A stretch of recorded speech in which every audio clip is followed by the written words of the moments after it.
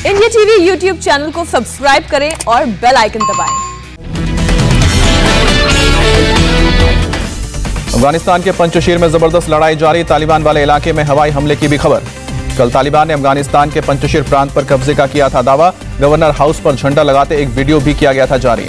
पंजशीर के resistance force ने बिना नाम लिए पाकिस्तान पर अटैक किया, तालिबान को विदेशी सेना से मिली मदद। रेजिस्टेंस फोर्स की अफगानियों से अपील, देश में हो या फिर अफगानिस्तान से बाहर तालिबान के खिलाफ दर्ज कराते रहे विरोध। ईरान ने की है पंजशीर पर तालिबान हमले की निंदा, का अपने वादे को पूरा करे तालिबान।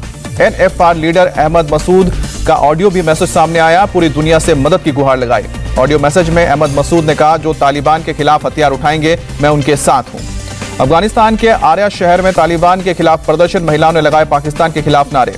कई और शहरों में भी पाकिस्तान के खिलाफ प्रदर्शन की खबर। प्रदर्शनकारियों ने ISI चीफ के अफगानिस्तान छोड़ने की मांग की। अफगानिस्तान में तालिबान सरकार बनाने की कोशिश तेज, तालिबान ने पाकिस्तान समेत 6 देशों को भेजा है शपथ ग्रहण का न्योता। काबुल में राष्ट्रपति भवन में तालिबान सरकार का होगा शपथ ग्रहण। तुर्की, कतर, ईरान और रूस को भी भेजा गया है न्योता।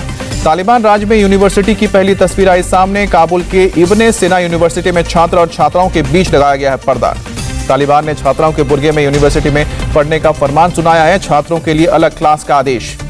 PM आवास पर हाई लेवल मीटिंग, गृह मंत्री, रक्षा मंत्री, विदेश मंत्री के अलावा CDS रावत और NSA अजीत डोभाल भी मौजूद रहे। PM आवास पर 160 मिनट चली बैठक। सूत्रों के मुताबिक अफगानिस्तान के मसले पर बैठक हुई। भारत अभी वेट एंड वॉच के रोल में है। करनाल में किसान महापंचायत को लेकर सुरक्षा के कड़े इंतजाम, सुरक्षा बलों की 40 कंपनियां तैनात, 10 कंपनियां सेंट्रल पैरामिलिट्री फोर्स की भी शामिल। करनाल में गड़बड़ी को रोकने के लिए 5 SP रैंक के ऑफिसर और 25 DSP रैंक के ऑफिसर्स को ड्यूटी पर लगाया गया है। सुरक्षा के मद्देनजर पुलिस के घुड़सवारों को भी मैदान में उतारा गया है। शहर में बढ़ा दी गई है गश्त। किसानों की महापंचायत को देखते हुए हरियाणा के 5 जिलों में मोबाइल इंटरनेट सेवा बंद। करनाल के अलावा पानीपत, कुरुक्षेत्र, कैथल, जिंद में आज दोपहर 12 बजे तक नहीं चलेगा इंटरनेट। करनाल में किसानों ने किया है महापंचायत का ऐलान। पूरे देश के किसानों को जुटने को कहा गया है। महापंचायत में कृषि कानून समेत कई मुद्दों पर चर्चा।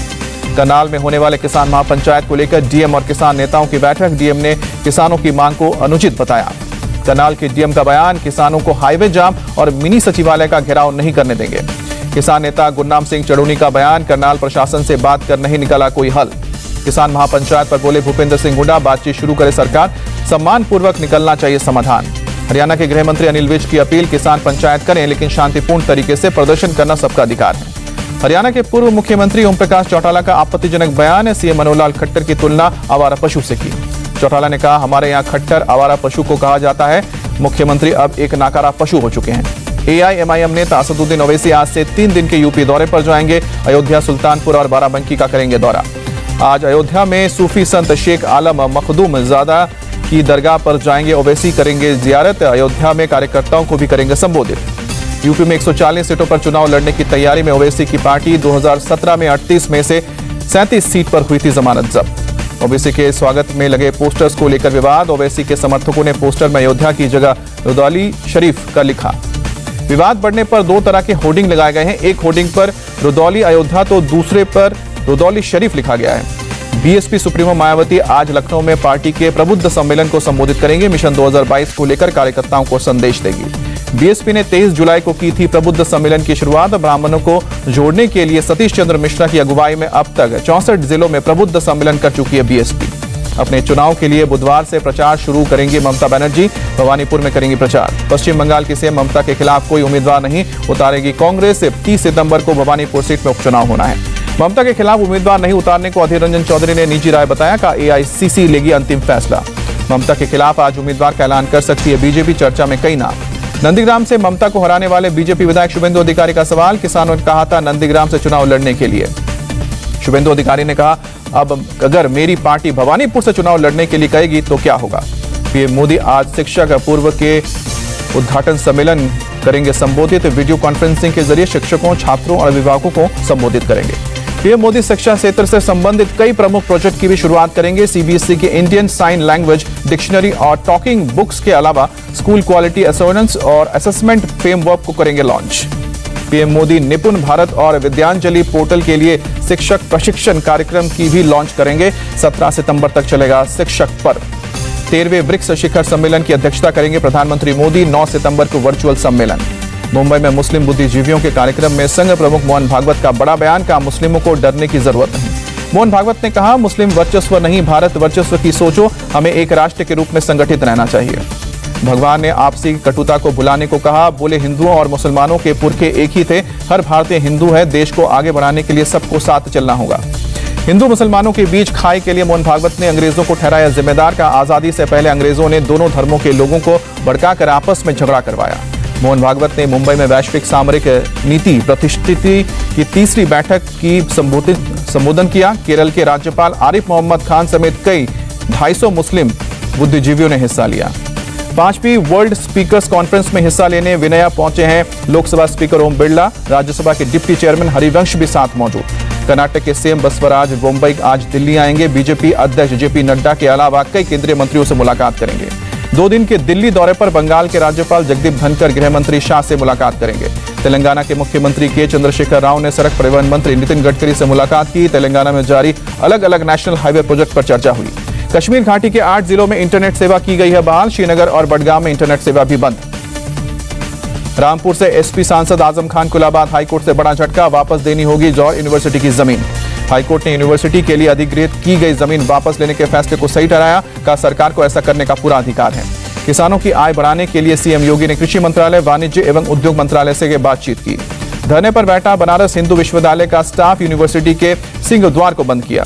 कानपुर के कुरसौली गांव में डेंगू से 3 ग्रामीणों की मौत, डर के मारे 15 परिवारों ने गांव छोड़ा।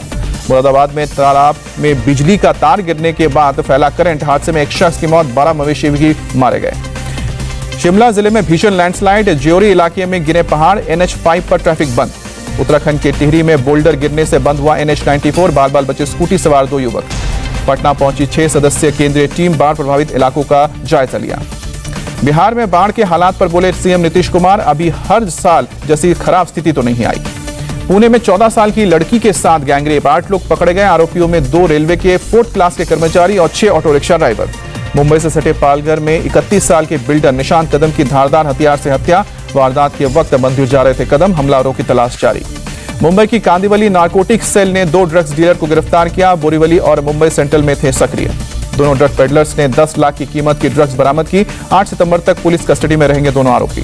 हैदराबाद में एटीएम कार्ड के जरिए लोगों को लाखों का चूना लगाने वाले गैंग का भंडाफोड़, 23 डेबिट कार्ड जब्त, 3 राज्यों में फैला था जाल। आंध्र प्रदेश के श्रीकाकुलम में 1000 किलो गांजा बरामद, इंटरनेशनल मार्केट में कीमत 1 करोड़ से ज्यादा।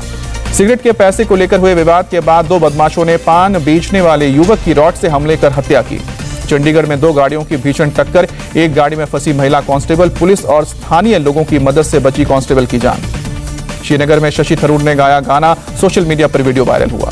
कोरोना वैक्सीनेशन में फिर भारत का नया रिकॉर्ड, 11 दिन में तीसरी बार 1 करोड़ से ज्यादा लोगों का हुआ है वैक्सीनेशन। भारत में अब तक 69 करोड़ 68 लाख से ज्यादा लोगों का हुआ है वैक्सीनेशन, स्वास्थ्य मंत्रालय ने जानकारी दी। देश में कोरोना के एक दिन में 30,000 से ज्यादा नए मामले, 290 मरीजों की मौत। केरल में 19,688 नए कोरोना के केस की पुष्टि हुई है, 135 मरीजों ने दम तोड़ा है। महाराष्ट्र में बीते 24 घंटे में कोरोना के 3,626 केस, 37 संक्रमितों की मौत हुई है। गणेश चतुर्थी से पहले मुंबई के दादर बाजार में लोगों की भीड़, कोरोना नियमों का हुआ पालन। चीन के सिचुआन में भारी बारिश के बाद लैंडस्लाइड, 320 लोगों को सुरक्षित जगह पहुंचाया गया। पूरे इलाके में चलाया गया रेस्क्यू ऑपरेशन। लैंडस्लाइड से नेचुरल गैस पाइपलाइन और पावर सप्लाई सिस्टम को भी नुकसान पहुंचा। अमेरिका के न्यू जर्सी में पिछले हफ्ते आए तूफान में बहुत बड़ी तबाही, सबसे बड़े डेयरी फार्म को भी नुकसान पहुंचा, सामने आई तस्वीरें। गाजा में इजरायल ने किया हवाई हमला, हमास के ठिकानों को निशाना बनाया। इजरायल के मुताबिक हमास के रॉकेट बनाने वाले ठिकानों पर हमला हुआ है और हमास के मिलिट्री कंपाउंड में भी बम गिराए गए हैं। उत्तरी इजरायल की जेल से भागे 6 फिलिस्तीनी कैदी, तलाश में जुटे हैं इजरायली सैनिक। गाजा में सड़कों पर उतरे प्रदर्शनकारी, इजरायल की जेल से भागे कैदियों के समर्थन में मार्च निकाला।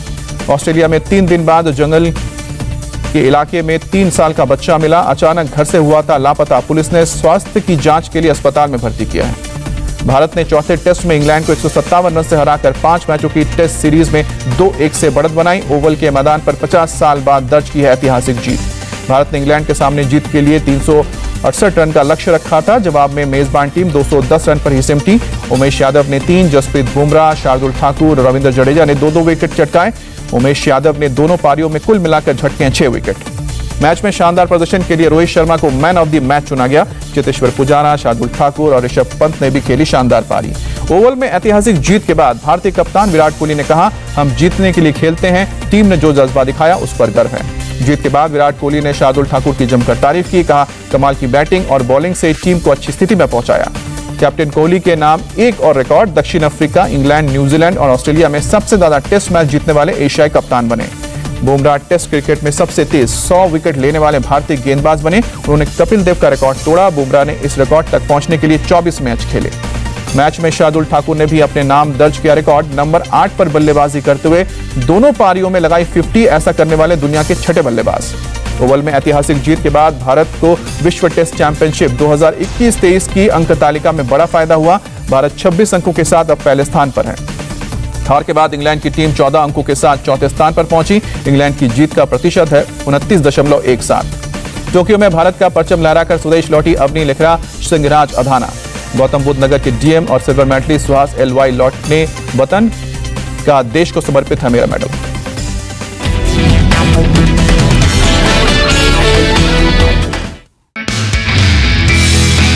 नमस्ते, मैं हूं मीनाक्षी जोशी। वीडियो और खबरों से अपडेट रहने के लिए India TV YouTube channel subscribe करें, बेल आइकन दबाना ना भूलें। जुड़े रहें इंडिया टीवी के साथ।